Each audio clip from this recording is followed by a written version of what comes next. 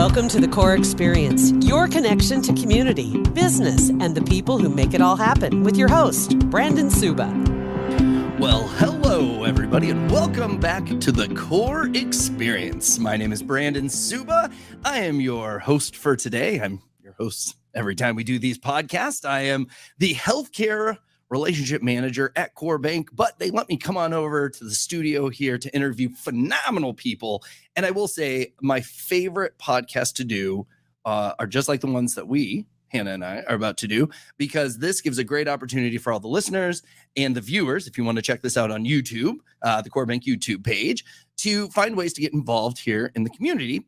And I will say, growing up, I was in Millard, a Millard kid, and Bellevue always seemed so far away for me. But as I got older and got into sales and everything, I really grew to like Bellevue. And actually, Treguerin is one of my favorite golf courses.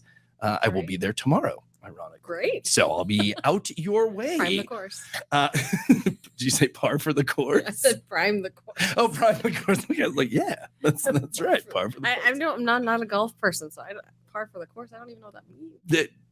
Okay, we won't take it into Forgive me. But you know Treguerin, right? Yeah. Okay, everyone. Of course. It's been there for forever. Yeah. You might live around it. Who knows? Yes. Well, if you're in Bellevue, you live around. Yeah, that's true. No, that's it's true. like a small town. Well, let's introduce you before we keep going further on here. So with me today, I have Hannah Holguin. Yes, nailed it. Got it. Hannah Holguin today with us, and she is with Humble and Kind. And I'll give a little more detail on this, but you guys are a prime sponsor for our golf outing at Core Bank this year. Super exciting. So we wanted to get you on the show so you can tell us more about Humble and Kind, and we can share this with all of our listeners and our clients, and then they will know what Humble and Kind is all about. And hopefully we're just going to jam pack the golf outing after. I mean, we're doing good. Filling it, but this will tip us over. Push us over the edge. That's what we're hoping for.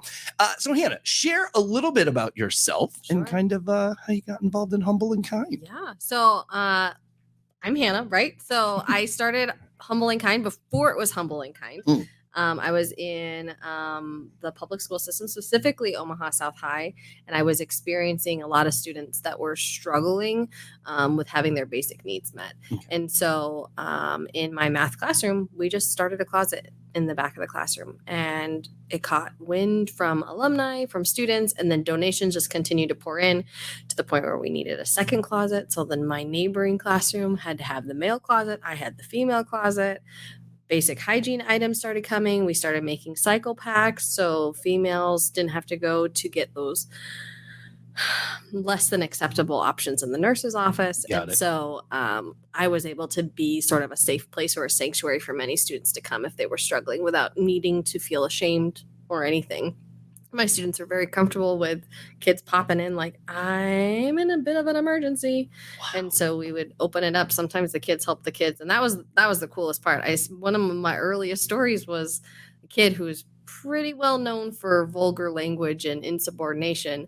I had a boy come in and he's like, I need pants. I don't have pants. I said, how do you come to school with no pants? Yeah. And it just was a freak thing that happened on the way to school. And then what does he do? But Corey took off his pants and gave him his pants. Thankfully, he had gym shorts underneath. But I mean, to go as far as taking the clothes off your back and giving it to another was like, wow, like, that's part of why it has become Humble and Kind. Those small, humble gestures that changed the trajectory of that boy's day and really left a mark on a lot of people. So when did it go from the closets in the school? And you're a math teacher? Yeah. As we got to know each other, we never crossed that path. So history with teachers and me, I was their least favorite student when I was in their class, but then I was their best friend when I wasn't in their class. Yes. I know your type. That's me. I'm sure it's still pretty obvious too. So when did it go from the closets to Humble and Kind? Yeah. So I actually left public school.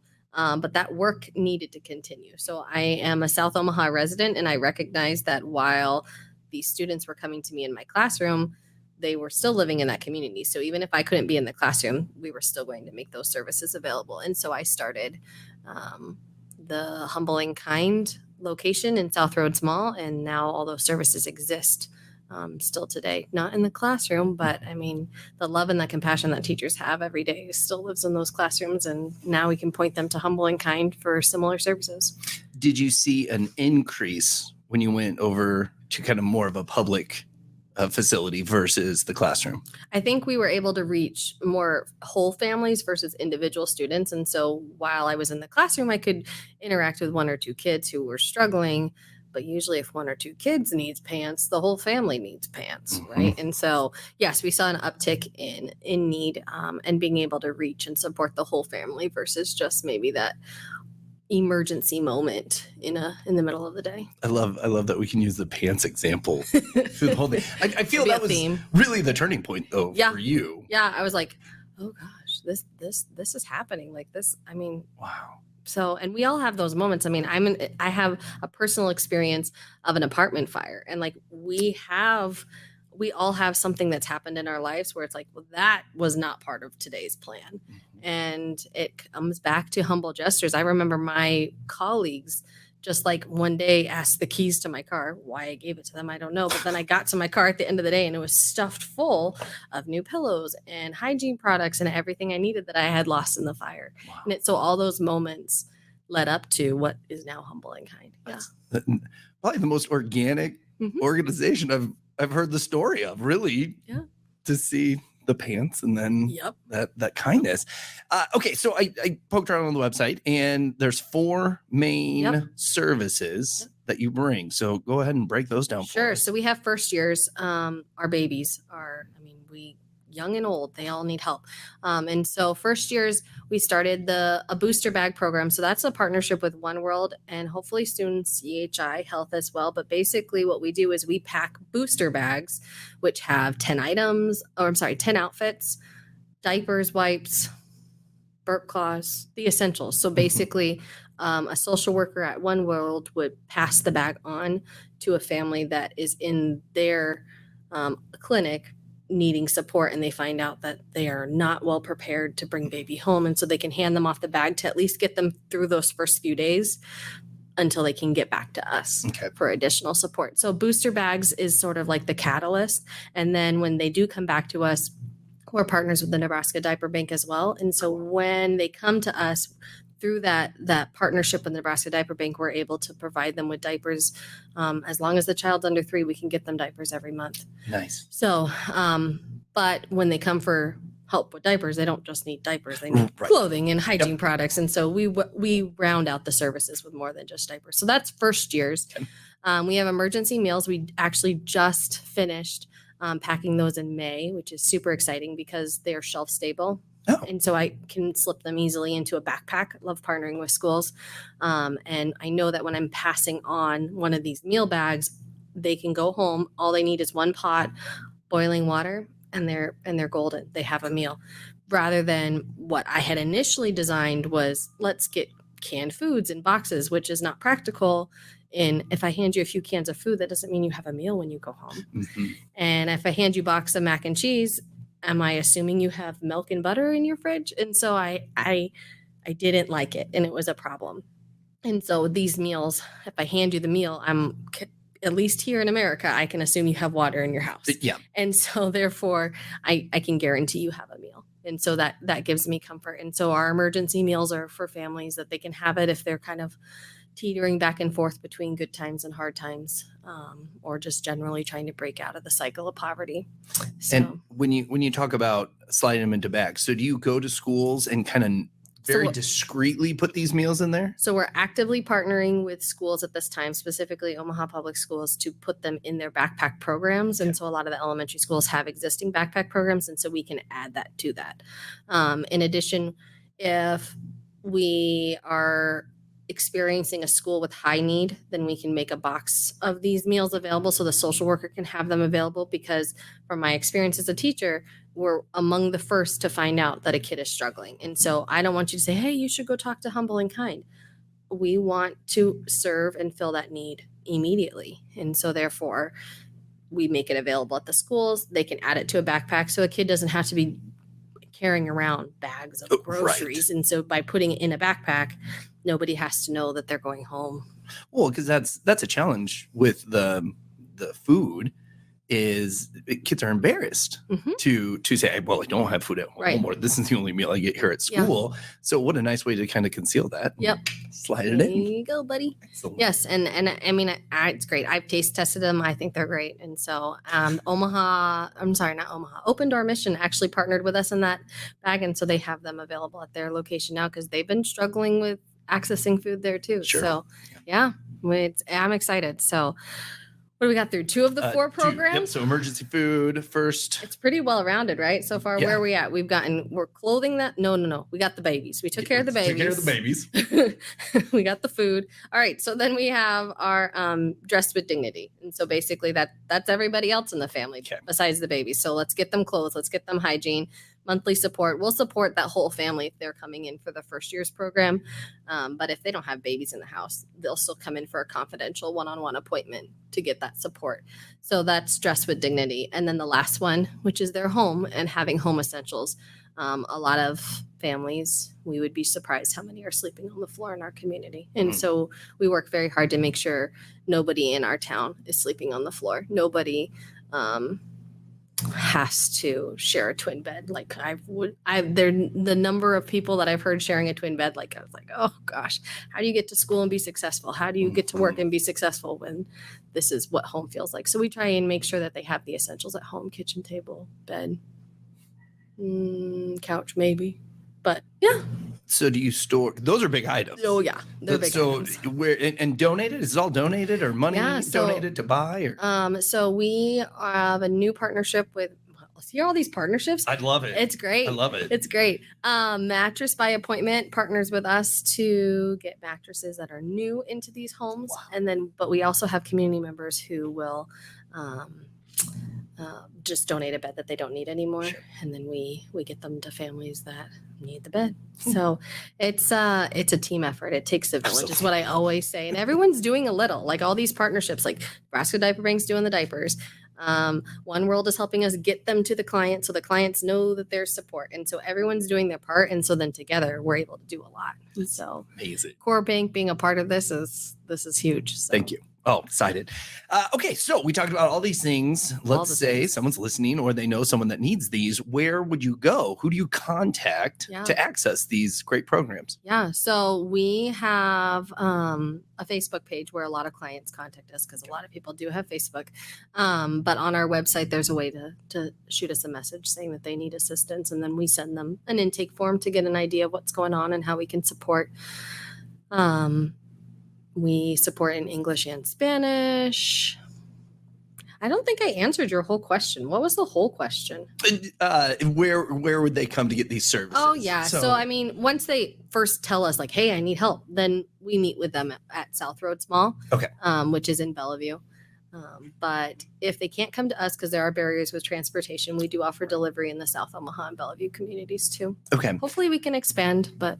So kind of make an appointment, more or less, register, yes, I guess. And then that allows you to know what the needs are and serve them to the exactly, because it's about building a relationship. And so I first need to know who you are, what it is you need. So therefore I can follow back up. Because if you come to me say I need makeup supplies, I'm like, I can't help with that. Right. Not our wheelhouse today. You need food for your dog. Great. That's not what we do, but here's a resource, because we do have a resource sheet that we can say, that's not us, but it's them. So we can direct them otherwise. So what are the biggest needs right now? Yeah. So it's the consumable products, right? And so clothing is great. When we get it, it's just, we get a lot of it. And what's nice is clients love to give back too. And so they'll actually bring back the clothes that their kids have grown out of. We'll wash it as long as it's good for another family. Sure. We'll get it back to them. But it's our hygiene products. It's because you can't just use a bottle of shampoo or conditioner and then it just magically appears again the next month, right? And so it's those consumable products where when we see an uptick in clients, we need hygiene products. We need the shampoo, the conditioner, the deodorant, the toothpaste, and the toothbrush. We need those basic items so that they do have dignity when they're walking to work or to school. And we consistently run out. Diaper Bank is great about providing diapers, but a very overlooked donation item is baby wipes. It's like nobody wants to change a baby diaper without those wipes. And so, well, you have a 7-month-old. Wipes are just a necessity. I sometimes I look and I'm like, where are the wipes? Yeah. What do I do? I have a 5 and a 10, and still we have that moment. So we're like, gosh, we should have just brought some wipes on this trip, and that would have just solved all these problems. But it's overlooked. Yes, we need diapers, but we need wipes too. So those are in need at all the time. Now, of course, either of these are going to be great, but what is more helpful for you, having the actual items donated or funds donated to go purchase those items? They are both great. Right. I love it when someone can save me some time because everyone at our team are volunteers. Not one staff member is paid. Wow. And so if someone can actually go to the store, take the money that they were going to just cut us a check for, which I'll still take the check. Of course. Yes, still take all the checks. But if you want to actually say, oh, I'll just go buy $100 worth of shampoo and then bring it to you. Oh, hallelujah. Cool. Because then it just goes right on the shelf and ready to go out. Make it happen. Yeah. Okay.